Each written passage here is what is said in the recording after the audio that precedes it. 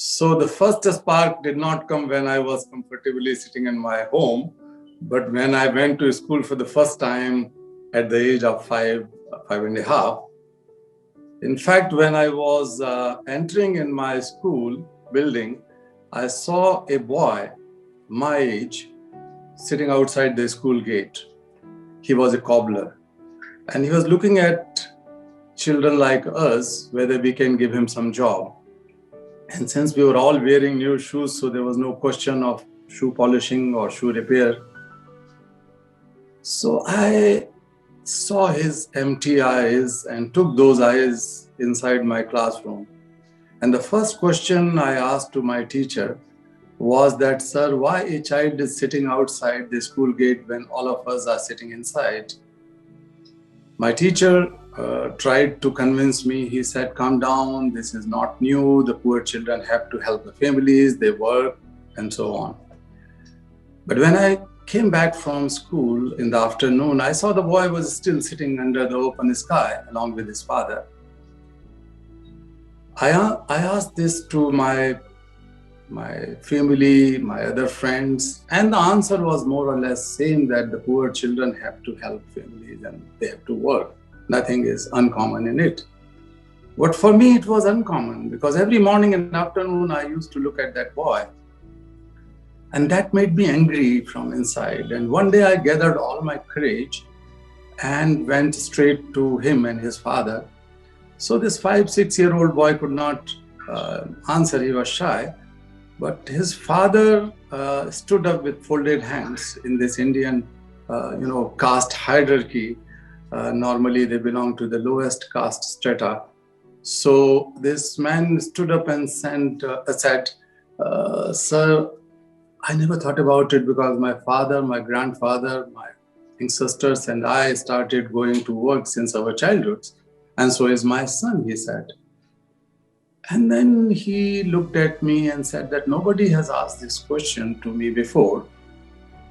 But let me tell, he said, that we people are born to work. And as a child, I could not understand that why some children are born to work at the cost of their childhood and freedom.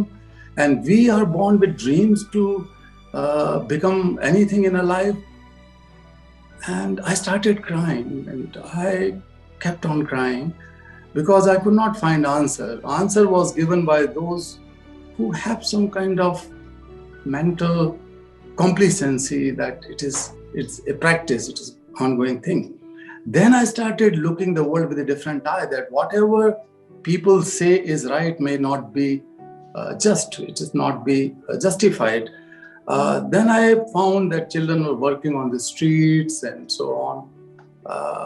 This was the first spark.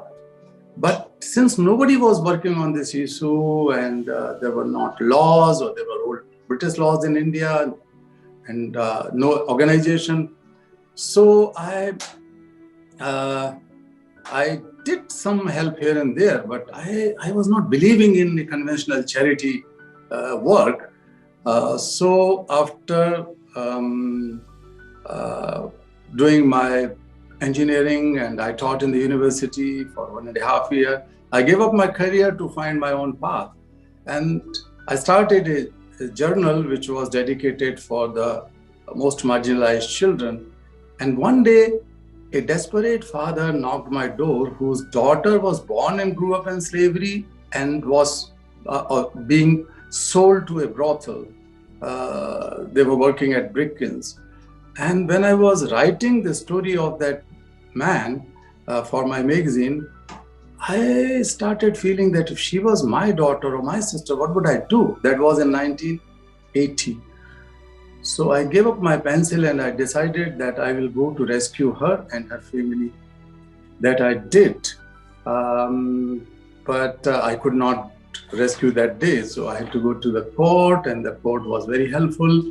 So within few weeks, I was able to liberate 36 children, women, and men from slavery. And this is the first documented civil society or a civilian's effort of freeing slaves like that and slave children.